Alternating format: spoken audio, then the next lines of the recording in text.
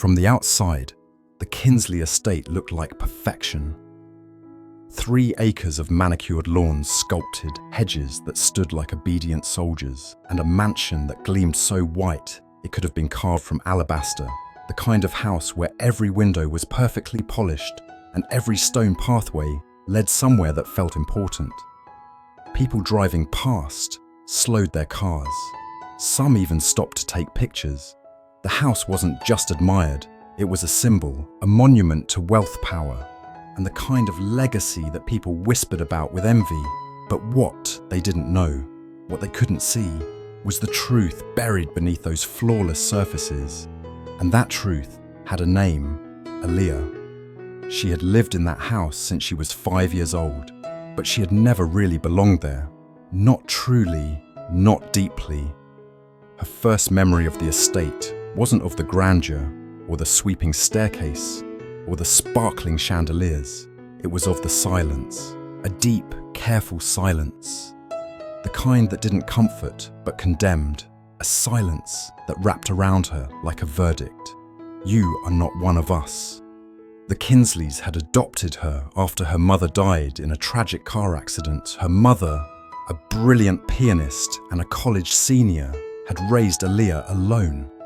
Her father was a mystery listed as unknown on every legal document. The Kinsleys, facing public scrutiny after Judge Kinsley made an ill-timed, racially charged remark on the bench, saw an opportunity. Redemption rebranded. They adopted Aaliyah under the banner of charity. Their act of goodwill praised by newspapers and applauded by dinner guests. Such grace, people would say. Such generosity.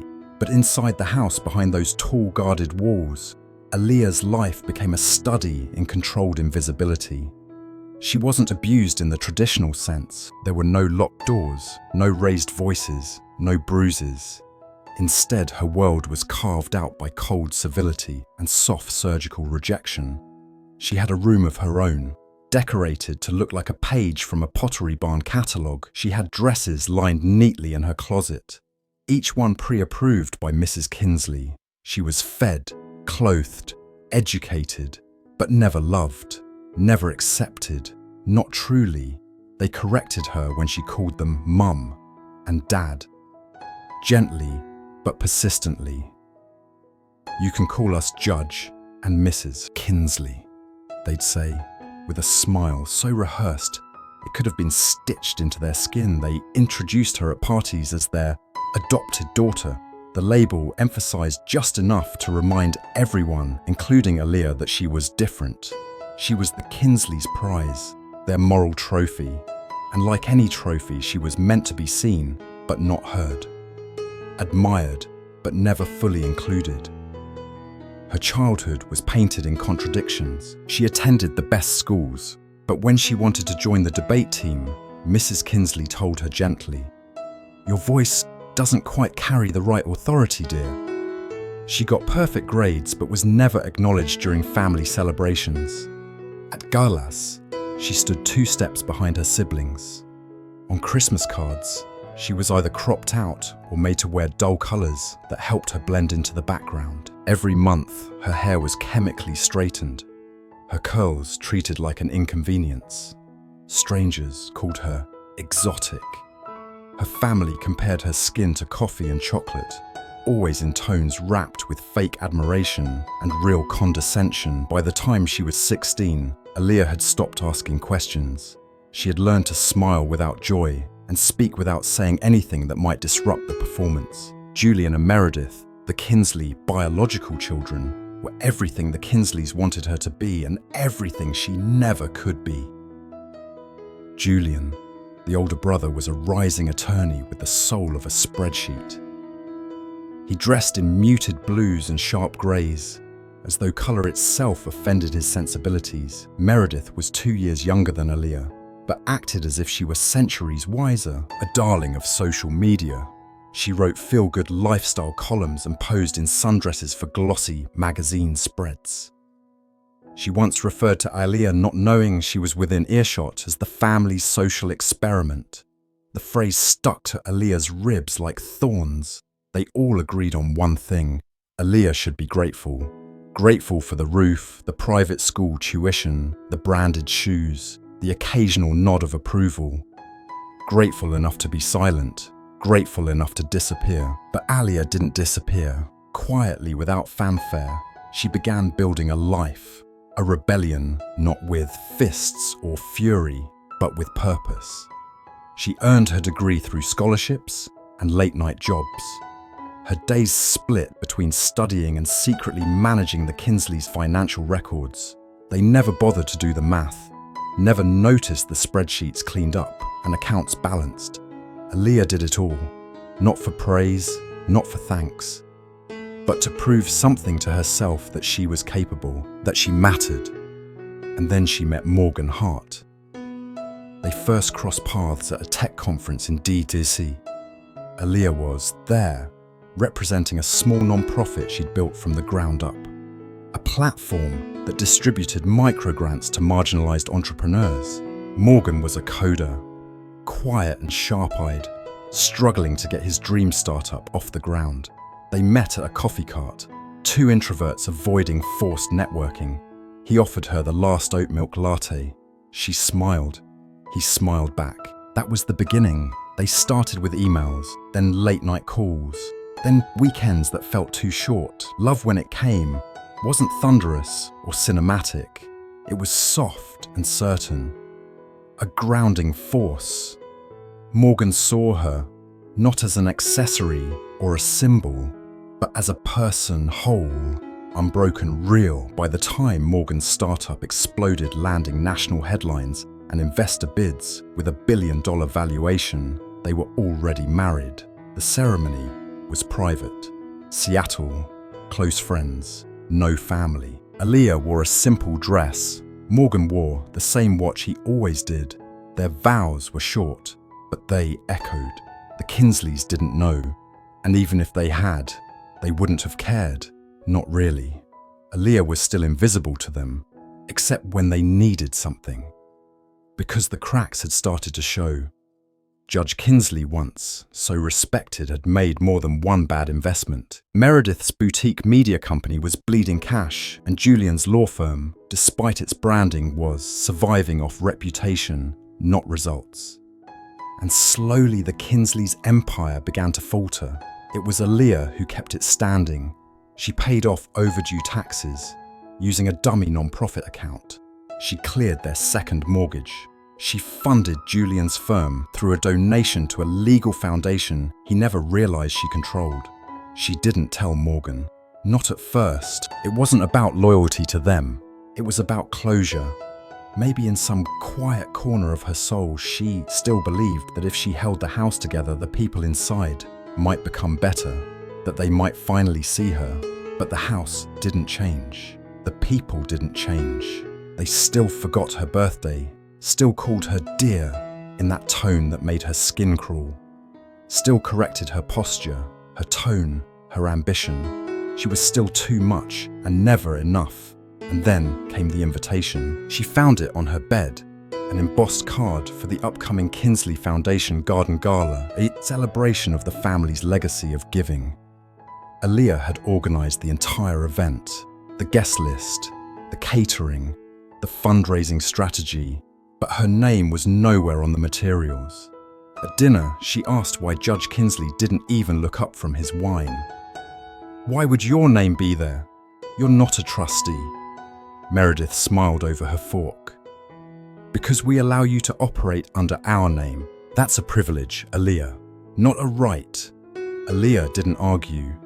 She stood, walked to her room and closed the door. That night, Morgan texted her, "Still want to go through with this?" She stared at the screen for a long time, then replied, "Yes, let them show their true faces." The gala was scheduled for the following weekend. White tents, string quartets. A guest list pulled from the governor's contact book. The Kinsleys rehearsed their speeches. Meredith hired photographers. Julian scrubbed the event for legal liabilities. Alia was handed a beige server's uniform, not a dress, not a name tag. Just a uniform, something designed to blend in with the tablecloths. She put it on and waited. Outside the estate sparkled, marble music, champagne. But beneath it, something was beginning to fracture. Something old, something patient, something that had been buried under years of quiet obedience, and it was about to snap. The morning of the gala arrived, with the kind of heavy air that made everything feel like a warning, the heat pressed against the glass windows, as if it were trying to get inside. Aaliyah had barely slept, not because of nerves, but because her body knew that something long overdue was approaching. She had slipped into the beige server's uniform again, the fabric stiff, the fit deliberately nondescript, designed not to flatter but to erase. It didn't cling to her like a dress. It clung to her like an expectation. Downstairs, the estate pulsed with movement. Caterers moved briskly through the halls. Florists adjusted arrangements under the white tents. And Meredith issued directions with the smile of a woman born to control every angle of a photograph. Aaliyah moved through the kitchen without a word, invisible as always, ignored except for the pastry chef, who gave her a nod before returning to his towers of macaroons. On the refrigerator, a chart showed the assigned positions for the hired staff. There were no names, only roles, just how the Kinsleys liked it. No identities, no presence. Station for wine service, rear patio. That was her post. By early afternoon, the first guests began to arrive. Luxury sedans lined the circular drive valleys in black vests, open doors with practiced grace, and the sounds of wealth filtered onto the lawn. Soft laughter, polite applause, the clinking of crystal glasses. The women wore pastels, the men wore linens. Every detail was curated to project elegance and generosity. Aaliyah took her place quietly at the edge of the patio, her hands folded in front of her, her face an unreadable mask. She spotted Julian first, surrounded by city councilmen, shaking hands with the precision of a man trained for politics. Meredith floated in next, glowing in an off-white gown embroidered with lilies, her smile so polished it could blind. Her parents flanked them like royalty, Judge Kinsley in pale linen, his wife in baby blue with diamonds, like frozen stars at her throat. Speeches began, toasts followed. Every word was a lie dipped in honey. The Kinsleys were described as pillars of compassion, leaders of legacy, generous hearts, who opened their home to the less fortunate. Not a single person glanced in Aaliyah's direction. She moved between tables pouring wine, catching bits of conversation about fundraising targets and private schools. No one addressed her by name. A few guests mistook her for a caterer and gestured vaguely for service. One man, after a second glass of champagne, leaned toward her and said with a smirk, "Didn't expect the help to look so exotic tonight." She didn't flinch. She didn't respond. She had spent years perfecting the art of invisibility, and then it happened. A stemmed glass slipped from a woman's hand and shattered on the flagstones. Aaliyah instinctively bent to clean it up. The woman waved her off, but from behind, Meredith's voice rang out sugary and cruel. "Don't worry. She's used to cleaning up after others." Laughter followed, tight, ugly. Aaliyah stood slowly, a shard of glass still in her hand. Blood beaded at her palm, but her face remained composed. She turned, walked to the catering tent and rinsed the cut in silence. But outside, something worse was waiting. The judge, perhaps emboldened by the crowd's laughter or the wine in his glass, raised his hand for attention. The music softened. "We'd like to do something symbolic," he said, his voice tinged with amusement. "A gesture of reflection on history, a reminder of how far we've come." A pause. Then he looked at her. "Aaliyah, dear, would you come forward?" She didn't move. Two assistants, young, polite, unaware, approached and gently took her arms. "We'll make it quick," one of them whispered, like they were offering comfort. They led her toward the fountain, toward a wooden column erected as part of the garden's decorative architecture. She knew the column was meaningless, just a visual prop meant to evoke heritage. But today, It had been assigned a purpose. The assistants turned her to face the crowd. A silk rope was tied around her wrists, gently, politely, publicly. Her arms bare the rope, gleaming her beige uniform limp against the warm light. Laughter rippled again. Few phones rose. Not with malice, they'd say later, but because the moment felt noteworthy, Meredith giggled behind a champagne glass. Julian smirked and leaned in to whisper something about drama queens. The judge raised his glass and declared, "A reminder of our shared burden." Aaliyah didn't speak. She didn't cry. She stood still, the rope tight, the humiliation hot in her chest. This was what her years of quiet service had earned. A staged reenactment of gratitude, a public performance of submission. But then, something happened. A low, smooth engine rolled up the gravel drive. Heads turned. Conversation broke. A Rolls Royce. Black, sleek, timeless, it glided to a stop at the edge of the garden, and for a moment, there was only silence. The driver stepped out and opened the door. Morgan Hart emerged, tailored in navy blue, his presence immediate and undeniable. He didn't rush. He didn't need to. He walked through the crowd like a man who already owned the room. The guests whispered. Some recognized him, others didn't, but all of them felt the shift. He reached Aaliyah without a word, pulled a slim blade from inside his coat, and sliced the rope clean. She was free. He took her hands, examined the bleeding wrist, and brought it gently to his lips. Then he turned. "This woman," he said, "is my wife." A gasp still audible. Someone dropped a fork. Meredith's smile evaporated. Julian's shoulders stiffened. The judge blinked. Morgan's voice cut through the quiet like steel through silk. "I want to know who thought tying her to a post like an animal was acceptable." Silence, dead silence. The kind that follows a scream. Morgan turned to the judge. "You don't own this house. Not anymore." He reached into his breast pocket and unfolded a document. 3 months ago, your estate defaulted. Unpaid taxes, missed mortgage payments. You begged creditors. Every call answered by her. He held the deed higher. She paid with her own savings, sold her car, gave up her future to protect your past.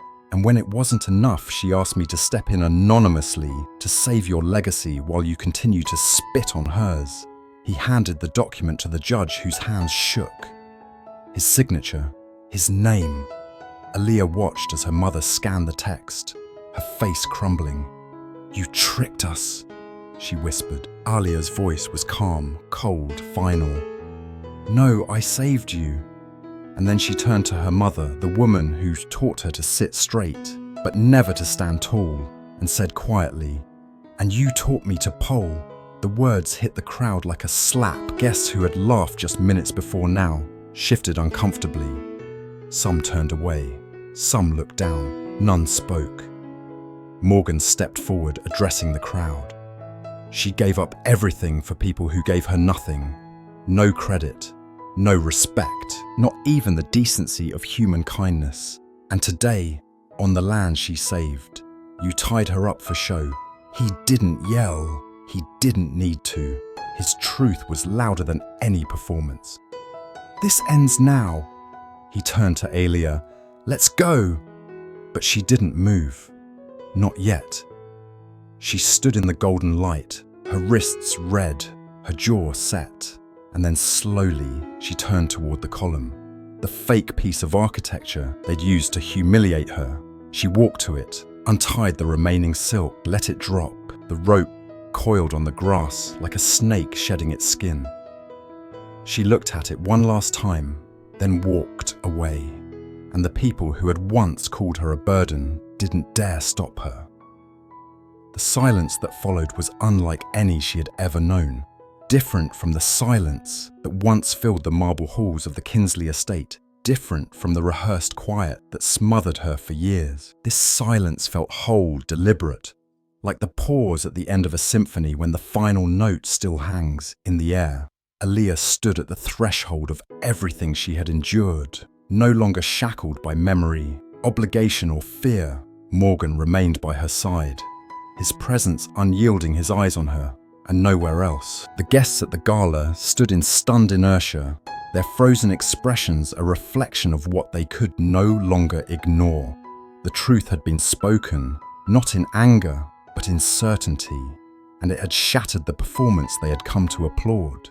The Kinsley family was silent too, their perfect image undone not by scandal or gossip, but by the weight of their own cruelty unveiled in front of those they had once manipulated with charm and power.